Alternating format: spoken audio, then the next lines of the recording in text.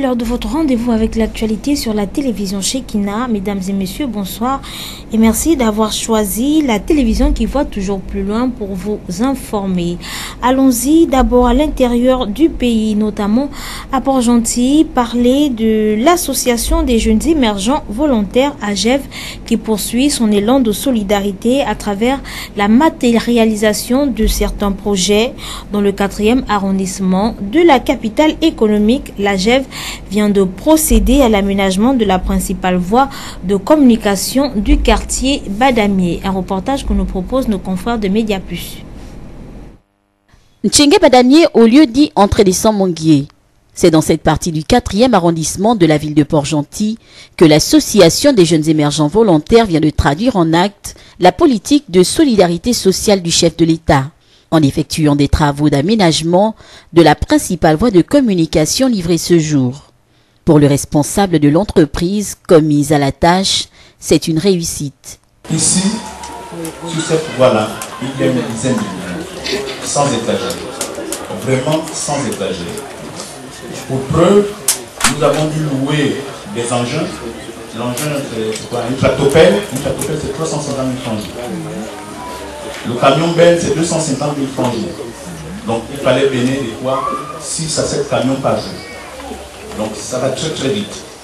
Au départ, nous avons évalué ensemble que Ruffin, à l'époque, avant que nous arrivions, Ruffin avait évalué à 4 millions. Ça allait très vite, on était à près de 7 millions. Et au final, nous en sommes à 10. Nous en sommes à 10, financés par M. Boumba et l'AGEV. Le porte-parole des populations, pour sa part, a salué l'ouverture de leurs habitations aux véhicules de transport. Combien de véhicules TM et autres ont passé la nuit de moteur noyé? Désormais, par cet accès, nous pouvons en tout temps facilement rentrer du matériel pour nos travaux. Quel plaisir de voir ces derniers temps des taxis rentrer avec nos provisions. Tout ceci pour vous dire grand merci à l'AGEV, grand merci à vous, monsieur Noël Boumba.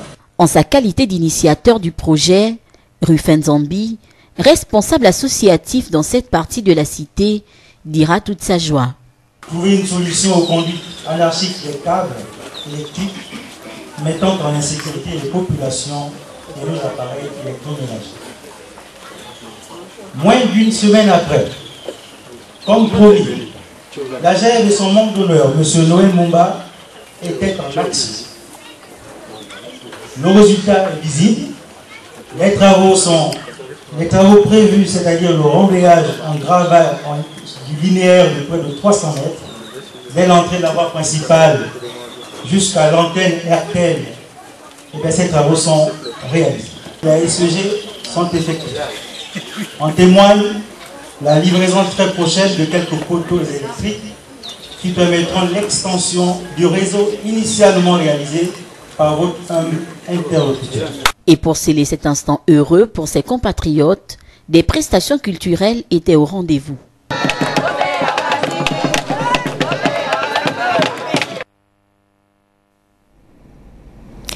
Nous restons à Port-Gentil, mais cette fois-ci à l'école publique Quartier Sud qui a honoré ses meilleurs élèves. Une cérémonie qui s'est déroulée en présence des autorités académiques de la province et des parents, bien évidemment. Ce sont donc 18 élèves au total qui ont reçu des prix en signe d'encouragement. Reportage.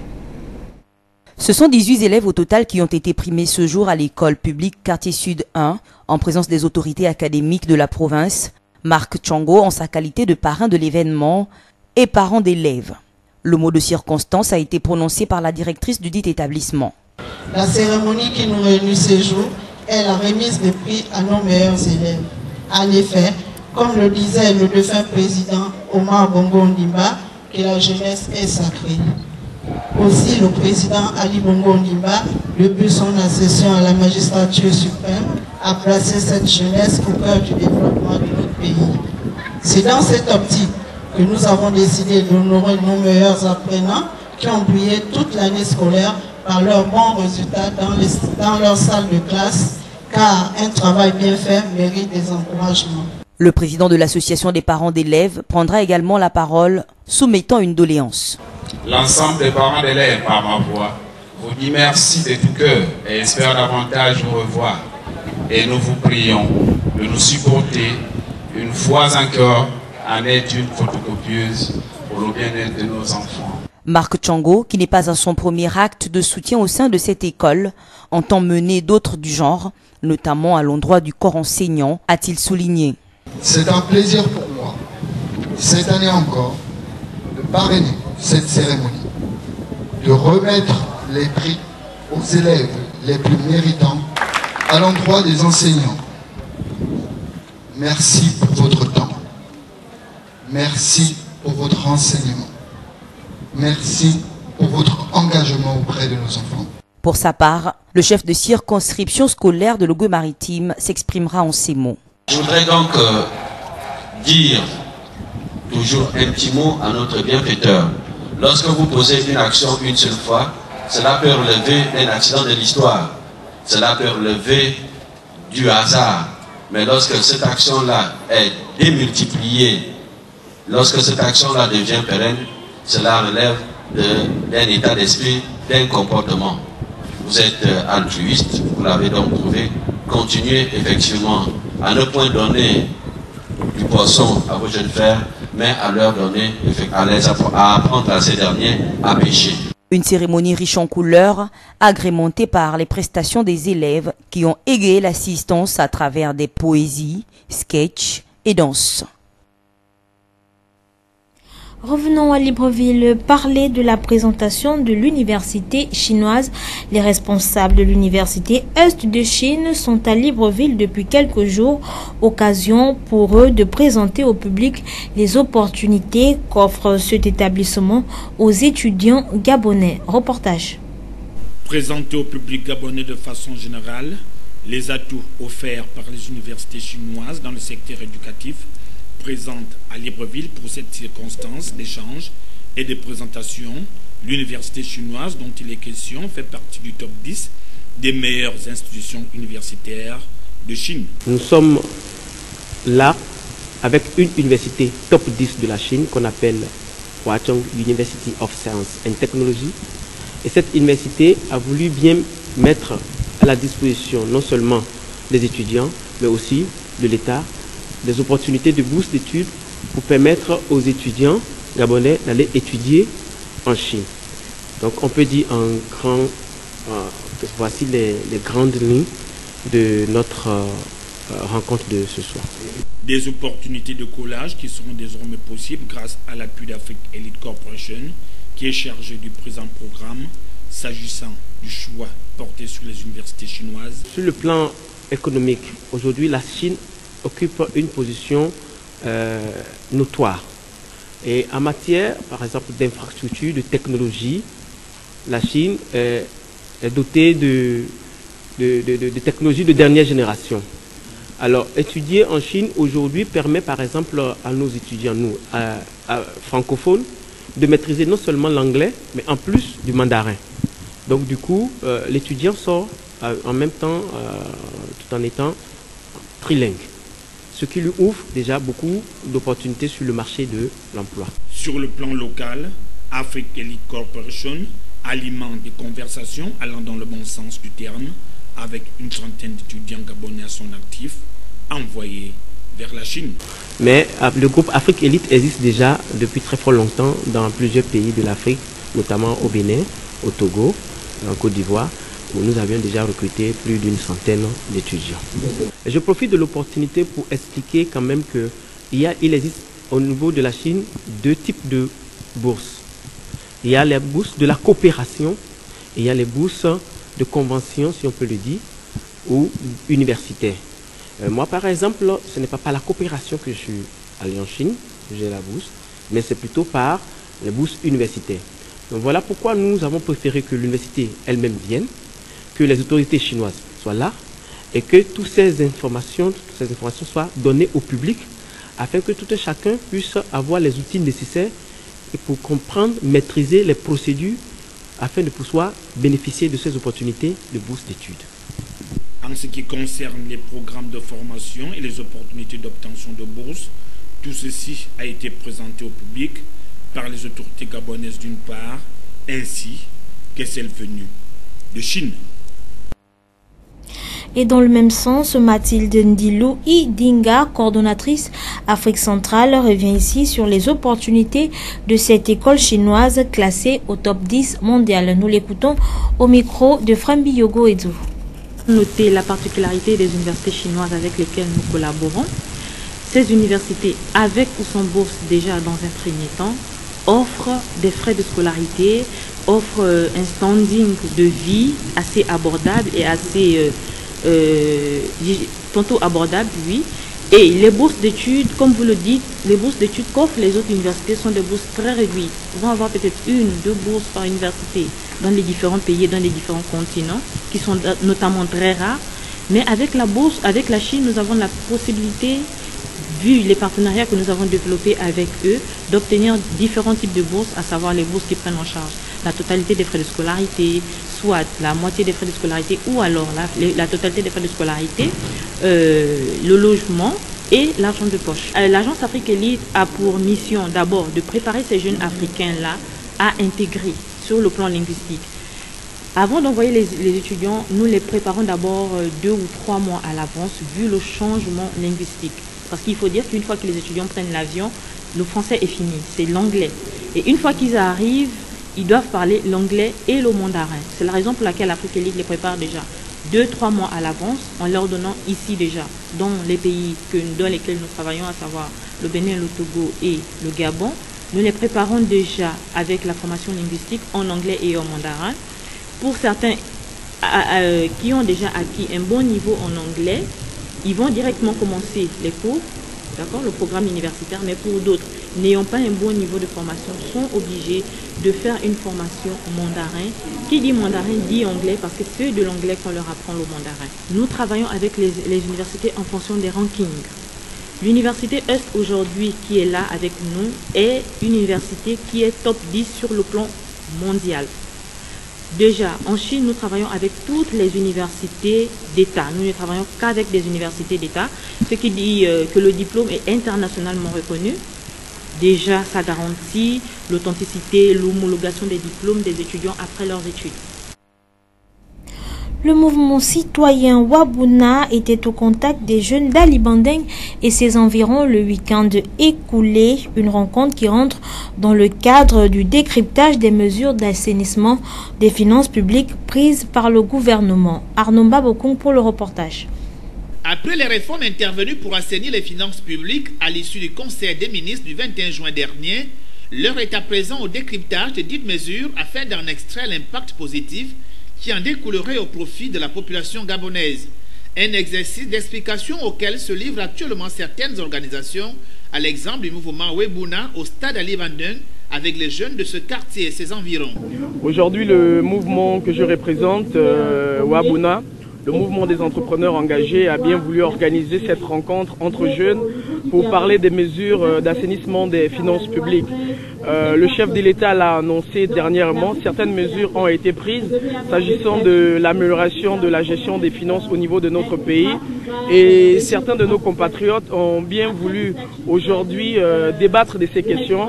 Il était question pour nous d'expliquer plus ou moins le fond de ces mesures, l'impact que ces mesures aura sur le développement économique et social de notre pays. Aujourd'hui, je pense et nous pensons que la jeunesse gabonaise a son rôle et sa part de responsabilité s'agissant de la gestion de la chose publique. Et nous avons bien voulu expliquer à ceux qui ne comprennent pas certains termes techniques les avantages de ces mesures sur notre développement à tous. Le mouvement des entrepreneurs engagés a pour objectif la lutte contre le chômage, l'engagement citoyen.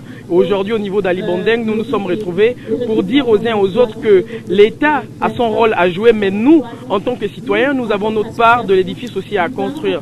Donc c'était plus ou moins l'objectif de cette rencontre. Ali Bandeng est la première étape d'un long périple qui conduira Webuna un peu partout à travers Libreville et le Gabon tout entier.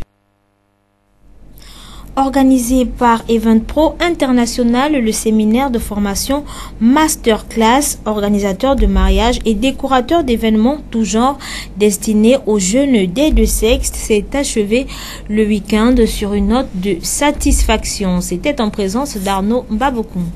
Au service des professionnels du mariage et des futurs mariés, Building Beautiful du label Eventpro a organisé durant 3 jours ici à Libreville un séminaire de formation destiné aux jeunes femmes et jeunes hommes intéressés par ce type de formation.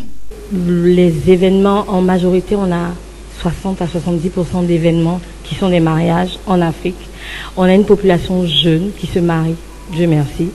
Et les personnes, les mariés et leurs familles investissent de plus en plus dans les mariages. Donc on voudrait que toutes les personnes qui interviennent dans ce domaine prennent en compte l'investissement de leurs clients en se professionnalisant. C'est-à-dire que aujourd'hui, quand on a un gros budget, on doit travailler de manière professionnelle, avec une éthique et savoir ce qu'on fait. Donc nous nous chargeons de les former de manière à ce que nous soyons aux normes internationales. Voilà. J'ajoute que Eventpro International revend, donc on est représentant d'une entreprise américaine qui s'appelle Weddings Beautiful Africa, qui fait de la formation. Donc ce que nous on fait, on forme pour avoir les certificats américains. Donc aujourd'hui, tous ceux qui seront formés, tous ceux qui vont recevoir leurs certificats auront des certificats américains. Donc nous sommes aux normes internationales. Ce qu'on fait, c'est qu'on leur a appris les bases. Pourquoi? Parce que on a commencé de manière intuitive. Allez, je prends ça, je prends ça. Maintenant, il y a des normes internationales aussi dans le domaine. Donc il faut qu'elles les apprennent pour ensuite se lancer réellement à leur propre compte. Voilà. 2 modules de formation en masterclass ont été mis à la disposition, voire à la portée des participants.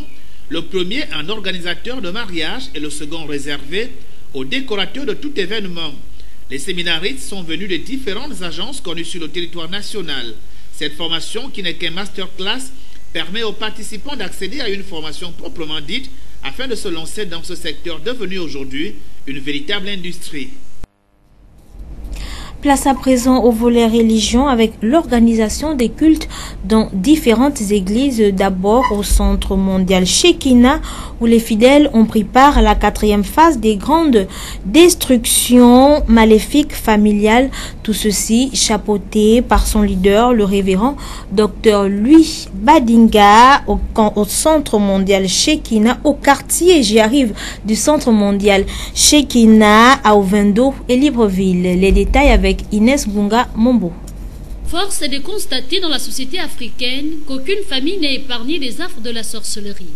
C'est la raison pour laquelle Dieu s'est choisi un homme, le révérend Dr Louis Badinga, pour combattre les œuvres des ténèbres. Et nombreux sont ces hommes et ces femmes qui ont compris qu'il est temps de sortir de l'emprise de l'ennemi en prenant une part active au programme hebdomadaire du Centre mondial Shekinah. Hier, il était question d'aborder la 4e phase des grandes destructions avec pour thème central délivrer des captivités maléfiques familiales, chapeautées par son leader du côté du Centre mondial Shekinah Libreville et Ovendo. Le serviteur de Dieu a martelé que régulièrement que certaines personnes sont victimes des maux qui les contraint à repartir dans la maison familiale. Une situation qui tire son origine dans les œuvres de la sorcellerie familiale. Pourquoi les puissances des ténèbres opèrent-elles pendant les périodes de l'inconscience et de l'innocence? Parce qu'au cours de cette période, l'homme n'a pas la capacité de se défendre.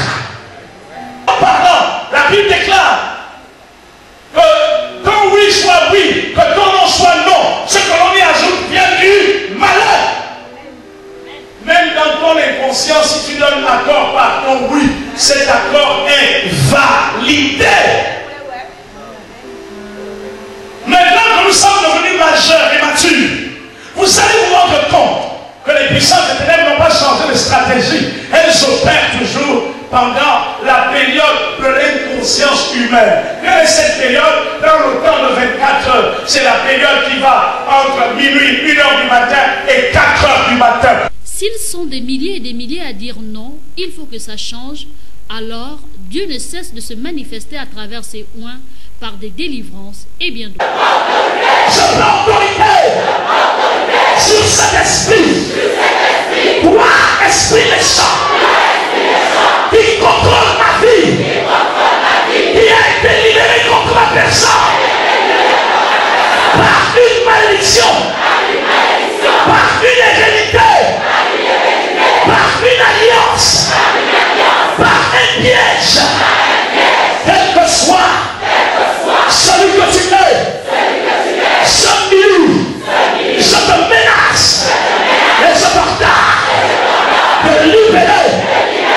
peuple de Dieu est invité à prendre une part active à ce programme inédit tout au long de cette semaine. Autre culte, celui du ministère apostolique Amour du prochain à l'endroit des familles. C'était dans le premier arrondissement de Libreville. De nombreux fidèles ont effectué le déplacement. Euphrem Biyogo Edzo. Moment de bonheur pour l'ensemble des paroissiens du ministère apostolique et missionnaire Amour du prochain ce premier dimanche du mois de juillet, de par la mise en place d'un culte d'action de grâce et d'enseignement en vue de mieux repositionner les familles qui très souvent sont pris en otage par des liens sataniques orchestrés par ceux-là qui détiennent des puissances maléfiques, d'où la thématique intitulée « Le combat familial ». Vous voyez le problème que nous avons actuellement dans le pays, c'est que beaucoup, les premiers, n'ont pas servi Dieu. Vous voyez? L'histoire de Dieu, là, ces églises-là, c'est nouveau, Gabon, actuellement. C'est vrai, on parle des années combien, les réveils et compagnie. Mais bien aimé, les nations, les premières personnes, quand on parle de ces ancêtres, mais quand on voit les élévations, les fortunes dans le monde, il y a les pères, les premiers ont posé des actions qui ont impacté les générations. Et il y a même des personnes qu'on ne voit pas dans le milieu chrétien, mais que les premiers ont payé les prix. Les premiers, car la bénédiction coupe de génération en génération. Également la malédiction. Et des fois c'est dur pour certains. Parce que l'arrière, le grand, le père, non, à l'enfant, c'est l'élevé de Dieu là. C'est un pouvoir. Et si nous ne l'avons pas maintenant, c'est difficile pour nous et pour nos enfants. L'histoire de Dieu, ce n'est pas que ton histoire, mais c'est l'histoire aussi de tes enfants. C'est l'histoire de ta famille. Que tu ne veuilles ou pas, tu pourras manger, mais quand tu appelleras qu'il y a tel ton frère qui est malade, qui a un problème, tu ne seras pas en paix, tu as peine d'appétit. Dieu est un Dieu de famille. Et nous voulons que le Seigneur, en cette période, touche nos familles, se souvienne de nos familles. Et ici, nous parle d'une alliance, une connexion familiale. Un message porteur d'espoir, lequel doit pouvoir ramener les familles séparées à l'unification, moment marqué par les prières pour chacune des familles présentes, imposition des mains et bénédiction avec l'onction. Ce matin, des hôtels, des comportements au sein des familles causés par des hôtels, par des entités qui détruisent la famille. Il n'est pas stable au sein de sa famille, a du mal à évoluer. Donc ce matin, nous avons voulu amener l'Église à se réunir dans les principes du Seigneur, afin de voir les portes, des ouvertures, et même pour la nation dans laquelle nous sommes, parce que la nation n'est que l'ensemble des familles. Le choix de la présente thématique part d'un constat amer. Beaucoup de personnes se détournent de la voie tracée par Dieu et préfèrent plutôt prier dans l'obscurantisme. À laisser le pouvoir de l'humanité dans l'Église. Et l'Église, dans ce contexte, en fait de réunir, de restaurer les familles. Il est premièrement important de la personne du Seigneur Jésus-Christ et de manifester également l'amour au sein de familles. Et que chacun de nous soit réellement à son poste. Aujourd'hui, nous remarquons que beaucoup de personnes sont élevées dans la société, mais ils ont du mal à ouvrir les portes à leur famille. Et nous voulons réellement que ceux-là, Église, ceux-là, les chrétiens, ceux qui sont appelés réellement à ces postes, reviennent se reconnaître à la parole de Dieu. Ainsi, celui qui travaille dans l'unité amènera forcément la famille dans des temps d'exploit et de réussite. Des méthodes à très vite oubliées, lesquelles devraient permettre à tout chrétien de s'offrir son autocritique et de marcher selon les principes des Saintes Écritures. Et dans l'actualité hors de nos frontières, en Allemagne, le ministre de l'Intérieur en désaccord avec la chancelière Angela Merkel sur la question des migrants a menacé de démissionner. Une réunion de la dernière chance est prévue lundi. Reportage. Après avoir agité le dernier sommet européen, la question migratoire perturbe la scène politique allemande. Cette fois, dans le propre camp d'Angela Merkel. Et c'est son ministre de l'Intérieur, Horst Seehofer, qui menace de claquer la porte du gouvernement. Issu de la CSU et très conservateur, le ministre est en conflit ouvert avec la chancelière depuis mi-juin. Opposé à l'arrivée massive de migrants, Horst Seehofer propose alors un plan pour durcir la politique d'asile dans le pays et se voit opposer un non catégorique de la chancelière. Pour tenter de désamorcer la crise, la CDU s'est réunie en urgence samedi et a envoyé un signal au ministre de l'Intérieur. Le but de la CDU est de limiter et de mieux organiser l'immigration en Allemagne. Sur ce point, nous sommes en accord avec la CSU. Un rejet unilatéral serait un mauvais signal pour nos partenaires européens. Cette crise politique illustre la fragilité de la coalition gouvernementale, reconduite en mars dernier pour un 4e mandat. Après des mois de tractation, Angela Merkel est à la tête d'une coalition gouvernementale composite.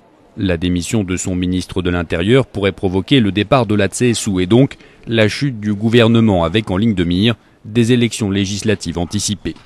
La CSU tiendra ce lundi une réunion de la dernière chance pour tenter de sortir de cette impasse politique. Au Mexique, à présent, le candidat de gauche Andrés Manuel López Obrador, dit AMLO, est arrivé largement en tête de la présidentielle dimanche au Mexique avec plus de 53% des voix selon les premiers résultats officiels. Selon les premiers résultats officiels, ses concurrents ont reconnu leur défaite. Reportage. Devant ses partisans, Andrés Manuel López Obrador officialise sa candidature à l'élection présidentielle. À 64 ans, le vétéran de la gauche mexicaine n'a pas renié son style combatif aux accents populistes. Je suis entêté. C'est du domaine public. Eh bien, c'est avec cette même conviction que je vais agir comme président de la République.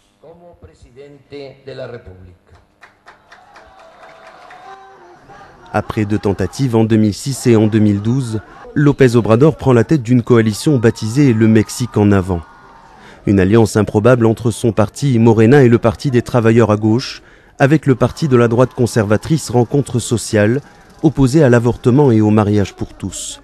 Mais AMLO, comme on le surnomme d'après ses initiales, balaye toute critique. Il se présente avant tout comme le candidat des pauvres. Il veut s'attaquer au narcotrafic et à la corruption qui gangrène le pays depuis trop longtemps. Durant sa campagne, il s'est notamment rendu dans l'état du Guerrero, miné par la violence des cartels de narcotrafiquants. Avant de prendre mes fonctions, je viendrai ici, devant vous tous, pour vous présenter mon plan de développement pour la montagne. López Obrador s'est engagé à changer la façon de gouverner le pays, une promesse qui a séduit les électeurs. Sa victoire marque un tournant dans la vie politique mexicaine. AMLO devient le premier président de gauche de l'histoire moderne du pays. En sport, on parle essentiellement de cette 3e édition Inter-Résorbac. En prélude à l'organisation de cette compétition, le bureau exécutif de l'association et l'ensemble des présidents des clubs se sont réunis dans le but de fixer les points avant le démarrage de cette compétition. Reportage. En prélude à l'organisation de la 3e édition de l'Inter-Résorbac prévue le 14 juillet, le bureau exécutif de la dite association et l'ensemble des membres et des différents présidents des clubs et associations se sont réunis ce dimanche en après-midi. Les différents points à l'ordre du jour étaient basés sur le déroulement de la compétition. Il s'agissait pour cette réunion de donner un peu le règlement de la compétition, en fait de parler de l'organisation de la compétition en général. Alors ici nous avons parlé de l'organisation technique, nous avons parlé des catégories, nous avons parlé de la compétition poussée, qui d'ailleurs j'y mets un point de vue, parce que tout le monde est dans toutes mes interviews. J'insiste toujours sur le conseil parce que j'estime aujourd'hui qu'il est l'un des éléments les plus fondamentaux du cas économique.